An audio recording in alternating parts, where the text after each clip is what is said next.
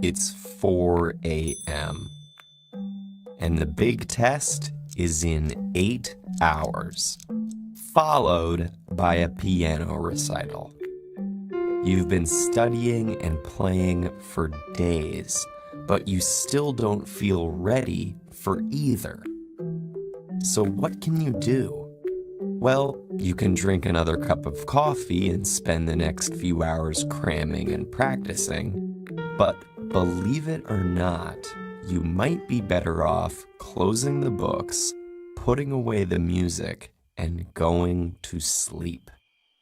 Sleep occupies nearly a third of our lives, but many of us give surprisingly little attention and care to it. This neglect is often the result of a major misunderstanding. Sleep isn't lost time, or just a way to rest when all our important work is done.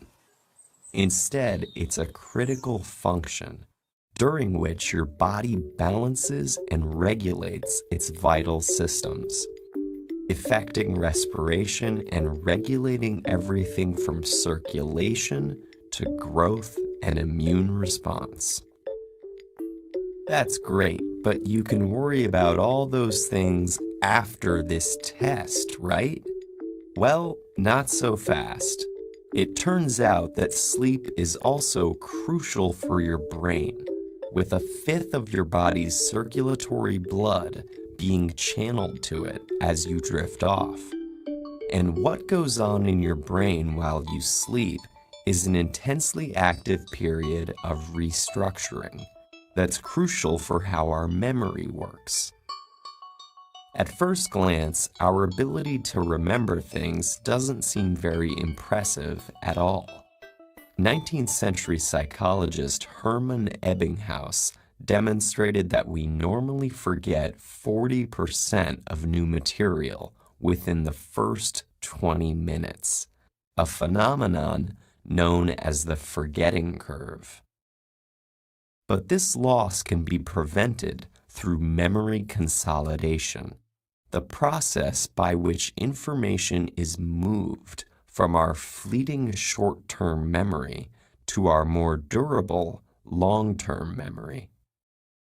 This consolidation occurs with the help of a major part of the brain, known as the hippocampus. Its role in long-term memory formation was demonstrated in the 1950s by Brenda Milner in her research with a patient known as HM. After having his hippocampus removed, HM's ability to form new short-term memories was damaged, but he was able to learn physical tasks through repetition. Due to the removal of his hippocampus, HM's ability to form long-term memories was also damaged. What this case revealed, among other things, was that the hippocampus was specifically involved in the consolidation of long-term declarative memory, such as the facts and concepts you need to remember for that test, rather than procedural memory, such as the finger movements you need to master for that recital.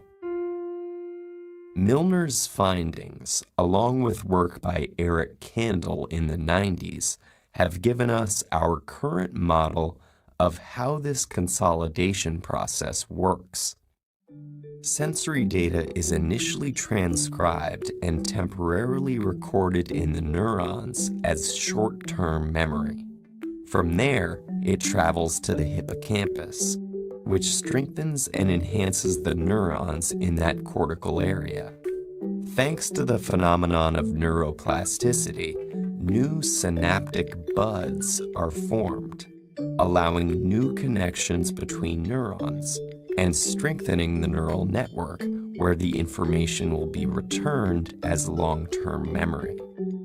So why do we remember some things and not others? Well, there are a few ways to influence the extent and effectiveness of memory retention. For example, memories that are formed in times of heightened feeling or even stress will be better recorded due to the hippocampus's link with emotion. But one of the major factors contributing to memory consolidation is, you guessed it, a good night's sleep. Sleep is composed of 4 stages, the deepest of which are known as slow-wave sleep and rapid eye movement. EEG machines monitoring people during these stages have shown electrical impulses moving between the brainstem, hippocampus, thalamus, and cortex, which serve as relay stations of memory formation.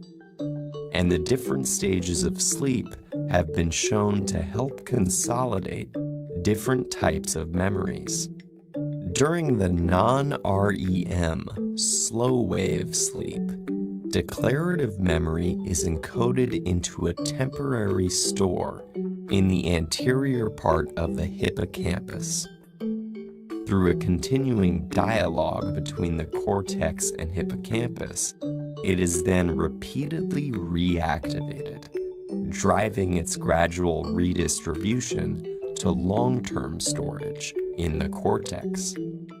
REM sleep, on the other hand, with its similarity to waking brain activity, is associated with the consolidation of procedural memory. So based on the studies, going to sleep 3 hours after memorizing your formulas and 1 hour after practicing your scales would be the most ideal. So hopefully you can see now that skimping on sleep not only harms your long-term health, but actually makes it less likely that you'll retain all that knowledge and practice from the previous night. All of which just goes to affirm the wisdom of the phrase, sleep on it.